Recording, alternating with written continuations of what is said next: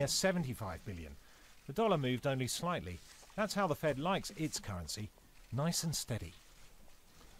Andy Verity. Now, it's 3 months since the world was transfixed by a terrorist attack on that symbol of Western capitalism, a shopping mall in Nairobi. Nearly 70 people died.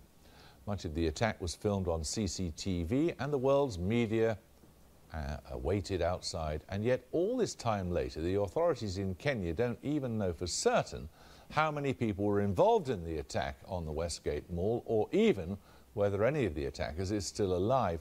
But there are increasing voices being raised to suggest that in the aftermath, parts of the Kenyan police are meting out summary justice to people they suspect may be connected with Islamic extremism. The units involved are trained and funded by Britain. Gabriel Gatehouse has this investigation.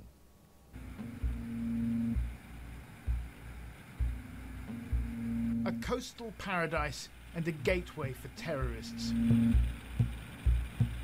We're on the trail of the Westgate attackers. We've travelled to the lawless no man's land where their journey began. People are running away from Somalia. Even the Al-Shabaabs are now escaping. It's a journey that would end in a 4-day siege that would scar a nation. But what happened to the attackers? Could they have escaped during a bungled security operation? The intelligence services are telling me that they slipped out of Westgate and left the country. Insiders and radicals paint a picture of a dysfunctional, inept security service funded by the West and lashing out at those they see as a threat. The British government is helping the ATPU in Kenya kill Muslims by training them, providing them with logistical support, and giving them money.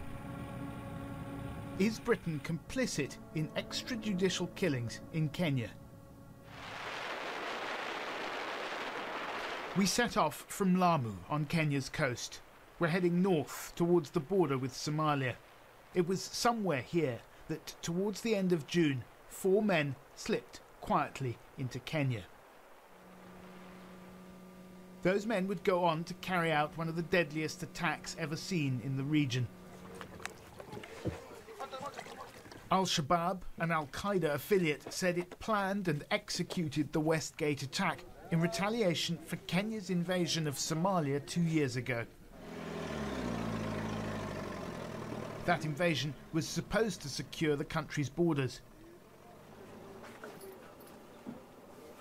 But the border force is overstretched, and the Westgate attackers took advantage of that fact to enter Kenya through this area. This block of concrete here marks the end of Kenya. Beyond this, a little bit of no man's land, and then Somalia.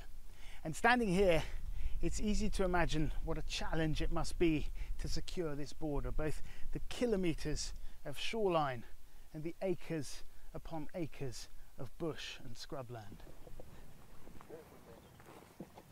No fence separates the two countries. Police are under-equipped and understaffed, and yet the local police chief says he's received no reinforcements since Westgate. People are running away from Somalia. Even the Al-Shabaabs are now escaping from Somalia, trying to penetrate into Kenya and go to other directions. So how often do you catch people? Let's say 5-6 people per week. How many do you think you're not catching? For us, the way the border is, I'm sure people must be penetrating without our catch. We now know that once inside Kenya, the Westgate attackers made their way to Nairobi, where they spent 3 months planning the attack with the help of local Al-Shabaab operatives in an area known as Eastleigh, or Little Mogadishu. On the day of the attack itself, there was chaos. It took the security forces more than an hour and a half to reach the scene. By the mid-afternoon, though, the paramilitary police seemed to have the militants pinned down. CCTV only ever shows 4 lightly armed attackers, not 15, as the Kenyans had initially claimed. But then the army came in, and that's when things started to go wrong.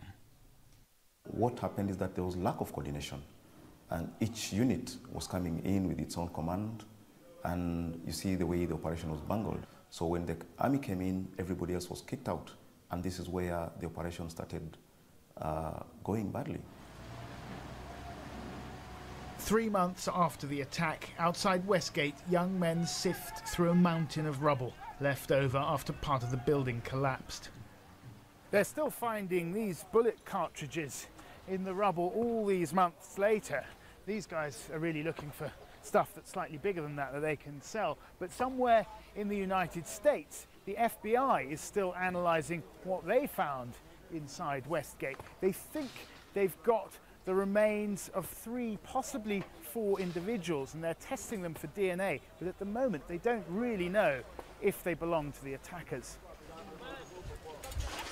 They may have been killed, but it's possible that they got away, escaped during the confusion of the siege. The truth is, at the moment, even the investigators don't know. Less than 2 weeks after Westgate, young Muslim men clashed with police on the streets of Mombasa, Kenya's second city. The night before, a radical preacher by the name of Ibrahim Rogo had been gunned down in his car as he travelled on the outskirts of the city. His supporters believe he was murdered by the Kenyan security services, specifically by an outfit known as the Anti-Terror Police Unit, or ATPU. Now, officially, members of Kenya's Anti-Terror Police Unit deny any involvement in this and other killings, but off the record, some are prepared to talk about their involvement. One member of that squad told me the justice system in Kenya is not favourable to the work of the police, so we opt to eliminate them. We identify you, we gun you down in front of your family, and we begin with the leaders, he said. The Anti-Terror Police Unit receives funding, training and equipment from Britain and the United States. A human rights group has compiled a report detailing dozens of cases of extrajudicial killings, disappearances, torture and rendition allegedly carried out by the ATPU. I was following this. I went to the morgue, I attend the postmortems, I get the witnesses. ATPU, those guys who know the operation also, we have interviewed them and they are saying, they're confirming this, you know. For security matters, we cannot disclose them, but that's the reality. They want to impress the British. They want to impress Americans. They want to impress the world because they are getting funding from the American, because they're getting training from the British. No. The international community should go back to the drawing board. Few doubt that Kenya does have a problem with radicalization. Abu Bakr Sharif Ahmed, or Makaburi as he's more commonly known, appears on UN and US sanctions lists. He's accused of being a leading facilitator and recruiter of young Kenyan Muslims for violent militant activity in Somalia. It is the same thing as telling a young man, go to the mosque and pray. It is the same thing as telling a young man, fast in Ramadan. It is the same thing to tell a young man, your Muslim brother has been invaded in Somalia, go and help him. That is Islam.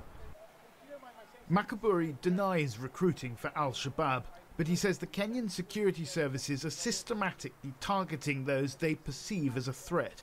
They are preempting attacks by killing anybody who has the potential to do an attack or who they think has the potential to instigate an attack. And are they picking the right people, in your view? Maybe yes, but mostly no. Do you fear for your own safety? I do not fear for my safety. I know they are going to kill me, but I am a Muslim, a true Muslim. I believe that my life and death is in the hands of Allah. I will only die the day Allah has ordained for me to die, not a moment before or a moment after. The Anti-Terror Police Unit did not respond to our requests for an interview, but some involved in counter-terrorism in Kenya say that the country's legal system is hampering their efforts. If police are involved in this, I believe it's out of frustration because they have specific facts, they have collected their own intel, and probably they know this person is actually involved in terrorism. But you take him to court, tomorrow he's out on bond, doing the same things. Estimates for youth unemployment in Kenya are as high as 80%. In Mombasa, you don't have to look hard to find young Muslim men who feel that the state has little to offer them, and police efforts to combat radicalization appear to be having the opposite effect. There are threats from the police, of course, mainly the anti-terror police unit. They are killing us as Muslims, clerics, they were killed, our brothers. I'm not a Kenyan, I'm treated like I'm not citizenship on this country. We see as Muslims, we are being squeezed. No problem if they join Al-Shabaab or Al-Qaeda because it is part of jihad. So that is jihad. Everyone should can go and meet his brothers there. It's about his belief only. In a statement, the Foreign Office said it took allegations of human rights abuse very seriously, but that the British government was working with the Kenyan authorities to tackle threats to UK interests.